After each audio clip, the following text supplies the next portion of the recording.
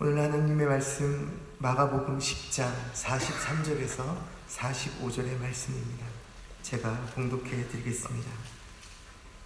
너희 중에는 그렇지 않을지니 너희 중에 누구든지 크고자 하는 자는 너희를 섬기는 자가 되고 너희 중에 누구든지 으뜸이 되고자 하는 자는 모든 사람의 종이 되어야 하리라. 인자가 온 것은 섬김을 받으려 함이 아니라 도리어 섬기려 하고 자기 목숨을 많은 사람의 대성물로 주려 함이니라. 아멘. 오늘은 섬김의 훈련이라는 제목으로 함께 말씀을 나누려고 합니다. 성도님들 생각하시기에 기독교의 기본이 되는 기독교의 근본의 정신이 무엇이라고 생각하십니까? 아마도 하나님께서 이 세상을 구원하기 위해서 독생자를 내어주신 그 사랑, 그리고 예수님께서 하늘을 보잘 버리시고 이 땅에 오셔서 우리를 위해 대신 죽어주신 그 사랑의 정신이 아마 기독교의 근본 정신이 아니겠습니까? 예수 그리스도를 구주로 고백하는 성도들의 삶의 특징은 바로 자기 중심이 아니라 하나님 중심, 이웃 중심으로 변화되어지는 사랑의 삶일 것입니다. 토마스 아 캠퍼스는 만일 그대가 다른 사람과 더불어 평화스럽게 조화된 생활을 하려거든 자신을 억제할 수 있는 여러 가지 훈련을 받아야 된다 말했습니다. 모든 사람 중에서도 지극히 작은 자가 되고 또한 모든 사람을 섬기는 종이 되려고 노력하지 않는 사람은 결코 그 마음의 평화를 오래 유지할 수 없다라고 말했습니다. 결국 우리가 이 시대의 그리스도인으로 살아가기 위해, 그리고 그 하나님의 예수님의 사랑의 정신으로 살아가기 위해 우리 삶 가운데 훈련이 필요하다라는 것이죠. 오늘 우리가 다시 한번 말씀을 상고하면서 예수님의 그 섬김의 정신을 우리의 것으로 만드는 훈련이 시작되기를 간절히 바랍니다. 43절의 말씀입니다. 너희 중에는 그렇지 않을지니 너희 중에 누구든지 크고자 하는 자는 너희를 섬기는 자가 되고. 오늘 우리에게 필요한 첫 번째 훈련이 있습니다. 그것은 바로 낮은 곳으로 내려오는 훈련입니다. 성경 가운데 낮은 곳으로 내려오는 훈련을 받았던 사람 중에 한 명인 모세가 있습니다. 그는 영광된 자리에서 하루아침에 고난의 자리로 떨어졌던 대표적인 인물입니다. 40년간 왕궁에서 왕자로 살던 그 사람이 광야에서 도망자의 삶을 살게 되었습니다. 그렇게 편하게 살던 그 모세에게 광야의 생활은 아마도 죽음과도 같이 힘든 생활이었을 것입니다. 그는 결국 그 목숨을 연명하기 위해 광야에서 양을 치는 목동이 되었습니다. 왕궁에서 온갖 섬김을 받던 모세가 광야에서 양의 무리를 섬겨야 했습니다.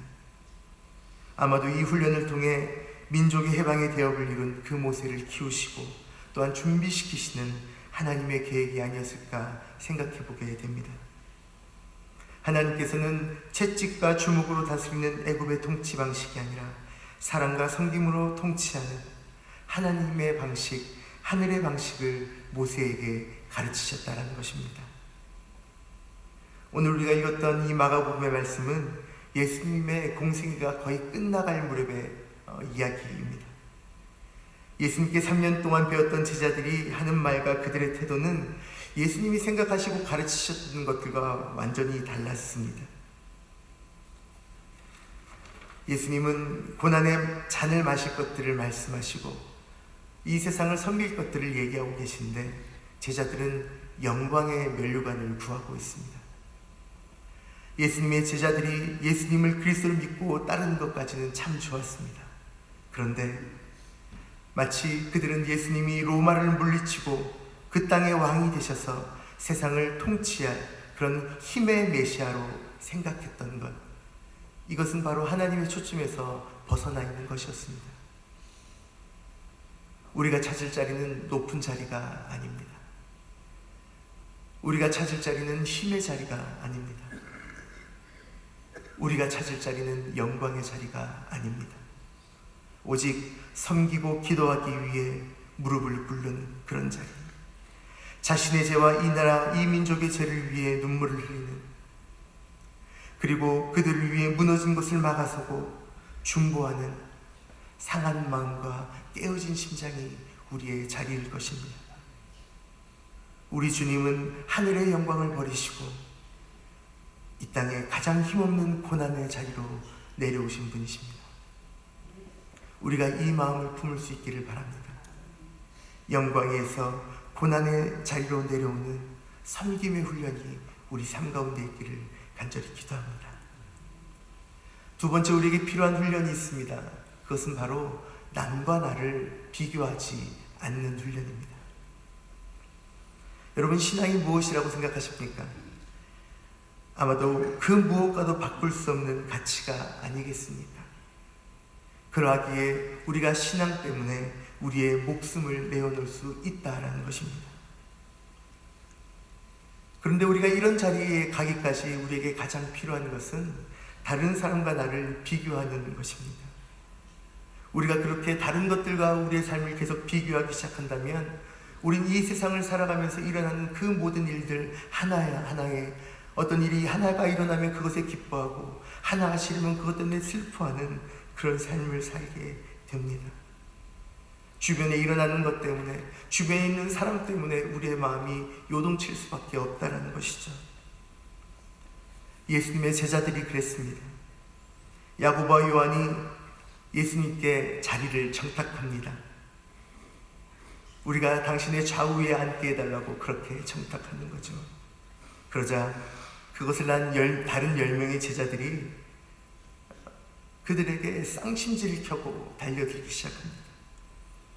마가복음 9장에는 예수님이 제자들의 야심과 질투에 대해서 책망하십니다. 누구든지 첫째가 되고자 하면 무사람이 끝이 되며 무사람을 섬기는 자가 되어야 하리라. 불과 예수님이 제자들에게 말씀하신 지 얼마 지나지 않았는데 며칠도 되지 않아 또다시 제자들 안에 다툼이 일어났습니다. 왜 다툼이 일어났겠습니까? 제자들끼리 서로를 비교했기 때문입니다. 내가 너보다 높다. 내가 너보다 낫다. 너는 나보다 안 된다. 이렇게 세상에서 비교를 좋아하는 그런 사람들의 습성 때문에 아마도 도토리 키재기라는 말이 나오지 않았겠습니까? 비록 우리의 삶은 도토리와 같이 작지만 우리가 섬기기로 마음먹고 우리의 삶이 낮아지기 시작할 때 우리의 인생은 하나님 앞에 마치 하늘로 솟을 듯한 상수리나무처럼 거대한 인생이 되는 것입니다. 비교의식은 사람의 마음을 더 좁게 만듭니다. 혈기를 일으킵니다. 시기하고 질투하고 서로를 비난하게 만든다라는 것입니다. 모세가 하나님의 종이 되었던 것은 그가 다른 사람과 자신을 비교하는 것이 아니라 그가 하나님 앞에 겸손하게 자신의 삶을 드렸기 때문입니다. 그가 40년간 충실하게 목자 일을 했습니다. 결국 하나님께서 그 인생을 사용하셨던 것입니다. 우리가 무엇을 비교하지 말아야겠습니까? 과거와 현재를 비교하지 않아야 합니다. 나와 다른 사람을 비교하지 않아야 합니다. 우리의 기준은 오직 성경입니다. 나와 성경의 말씀을 비교해야겠습니다. 우리의 기준은 오직 예수 그리스도가 되십니다. 나의 인생이 예수님의 인생과 얼마큼 닮아 있는지 그런 것을 비교해야 되지 않겠습니까? 우리 안에 있는 다른 것들과의 비교를 내려놓고 오직 예수님의 사랑으로 섬기는 제자로 훈련받을 수 있기를 간절히 바랍니다. 마지막으로 우리 삶 가운데 있어야 될 세 번째 훈련이 있다면 바로 종이 되는 훈련입니다. 예수님께서는 믿지 않는 사람까지도 구원받게 하기 위해 십자가에 달려 돌아가셨습니다. 예수님은 온 인류의 죄를 다 지고 십자가에서 돌아가셨습니다. 그리고 다만 그것을 믿는 사람에게만 예수 그리스도를 온전히 예수님 앞에 나오는 그들에게 구원의 은혜가 임하게 되었던 것입니다. 예수님은 이스라엘에 오셨지만 이스라엘만의 구주가 아닌 온 인류의 구주가 되어주셨습니다. 예수님이 온 세상을 섬기시는 종이 되셨다는 것입니다. 그렇다면 우리도 예수님의 제자로서 마땅히 모두를 사랑하고 모두를 섬겨야 하지 않겠습니까?